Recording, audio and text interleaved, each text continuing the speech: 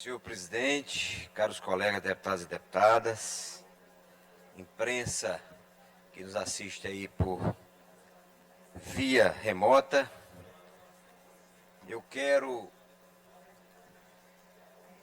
senhor presidente, eu quero nesse momento de muita tristeza pelo que passa o Brasil e o mundo, eu quero dizer que hoje é um dia de alegria, um dia de reencontrar os colegas todos aqui, deputados, deputadas, e que eu vi alguém dizendo no grupo hoje, que era como se fosse, acho que foi o Glauber de Coutrin, que era como se fosse o primeiro dia como deputado.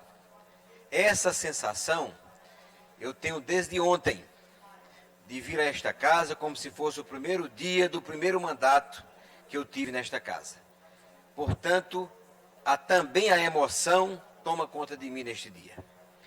Porque estamos aqui, deputado Iglesias, apesar de tudo, apesar de todas as dificuldades, apesar de termos perdido nesta casa um colega, de termos muitos colegas que adoeceram, que não passaram bem, que tiveram dificuldades, que ainda hoje talvez alguns passem por algumas dificuldades. Ainda há pouco conversava ali com o deputado Carlinho Florencio, ele me dizia que ainda está em tratamento.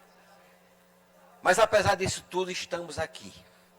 Estamos continuando a nossa vida cotidiana.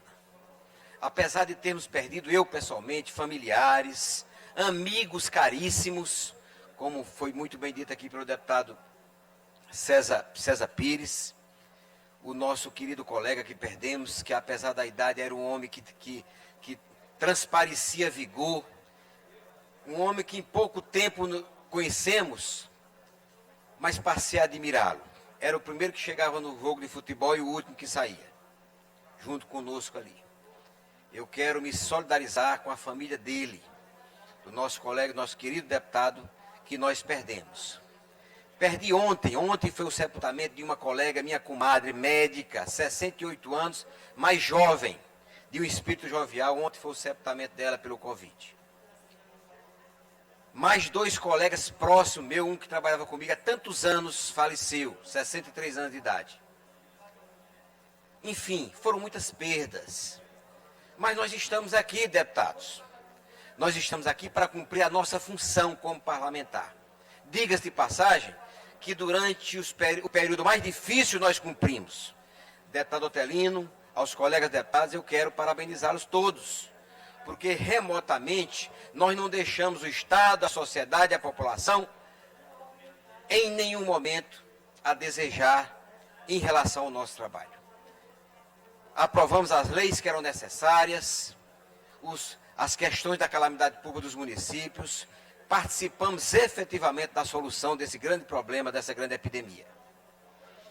Essa epidemia nos levou muitas coisas, nos levou talvez parte da nossa alegria, parte do sentido da vida.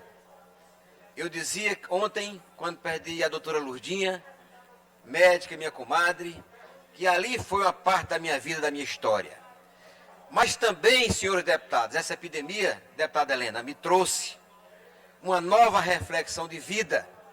Essa vida atribulada que nós vivemos, porque ainda vivemos, talvez não seja mais possível daqui para frente. Porque os reflexos, deputado Otelino, desta pandemia, não serão sentidos apenas nas próximas semanas ou nos próximos meses. Eu diria que nos próximos anos, não sei quantificar, nós teremos aí ainda o impacto dessa grande epidemia que assolou todo mundo. Portanto, eu tive tempo de estar com a minha família, de conversar remotamente ou presencialmente com meus amigos. Tive tempo de sentar e deitar no chão da minha casa, olhar para as estrelas, fazer algumas coisas que eu precisava fazer no meu apartamento, na minha casa Imperatriz, ir na minha clínica, ver coisas que eu não via e principalmente dar atenção à minha família. Essa é a coisa boa que essa epidemia nos trouxe e que nós precisamos refletir sobre isso. Eu quero agradecer a todos vocês, com muita emoção, porque eu estou muito feliz. Hoje é um dia de felicidade, apesar de todas as perdas, de estarmos aqui juntos, reunidos e unidos para trabalhar pelo povo do Maranhão, que essa é a nossa função.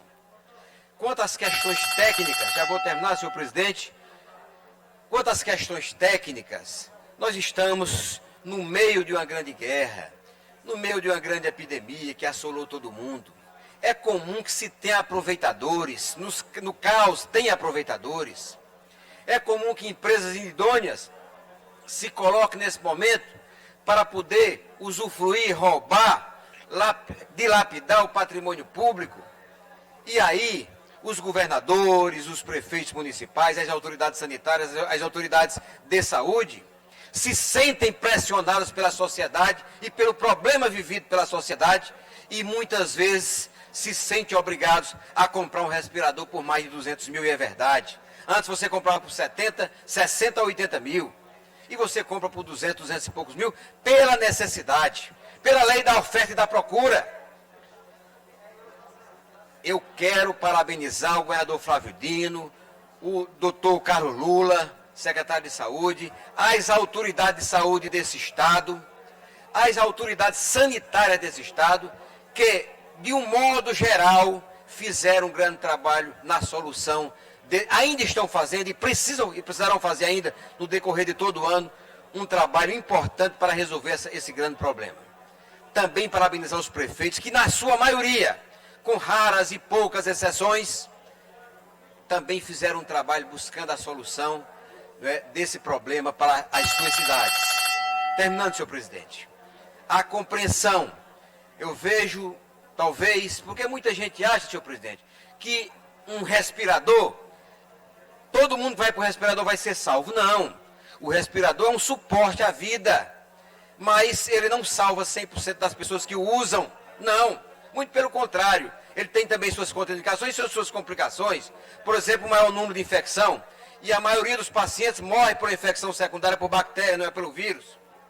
Portanto, eu acho que é importante, e eu quero dizer aqui, que um único respirador que você comprou por 500 mil reais, se uma única vida ele salvar, ele já foi muito bem pago.